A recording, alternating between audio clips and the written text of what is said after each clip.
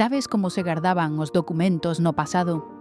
De sempre, houbo necesidade de gardar os documentos e conservalos para preservar a súa información polo seu valor testimonial e probatorio. Ao longo do tempo, as arcas, os mobles, as estancias, os edificios ou mesmo hoxe, os repositorios constitúen o depósito documental dun arquivo. Un exemplo de arquivo na Idade Moderna é o moble cuxo debuxo figura no inventario de escrituras de 1614 do Mosteiro de San Salvador de Lérez en Pontevedra, da sección Clero do noso centro. Perfectamente deseñado, os seus caixóns debían conter os privilexios, os dereitos ou as obrigas que lle concernían.